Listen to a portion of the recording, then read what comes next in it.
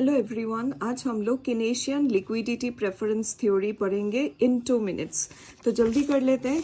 जब हम लोग केन्स का बात करते हैं तो केन्स हमेशा शॉर्ट रन फ्लक्चुएशंस पे फोकस करता है, क्योंकि according to Keynes we are dead in the long run. तो अगर लॉन्ग रन में हम लोग मर जाएंगे तो लॉन्ग रन का सोच के मतलब नहीं है, तो हम लोग किसके बारे में सोचेंगे? शॉर्ट रन के बारे में।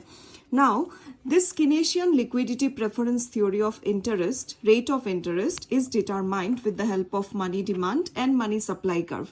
तो हर एक इकोनॉमी में मनी सप्लाई कौन करता है? Central bank. In our case it is RBI.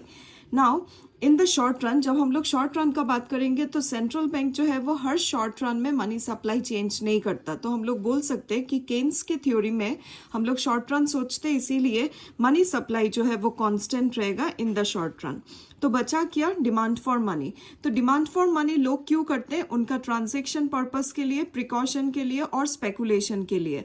Normally अगर बैंक रेट ऑफ इंटरेस्ट ज्यादा प्रोवाइड करे तो हम लोग मनी डिमांड ये सब की वजह से कम करेंगे। And since there exist negative relationship between rate of interest and demand for money, so the money demand curve slopes downward. So see, this is suppose the money demand curve, and since we have seen that money supply जो है वो constant रहता है short run में, तो इसीलिए money supply curve जो है वो वर्टिकल स्ट्रेट लाइन होगा.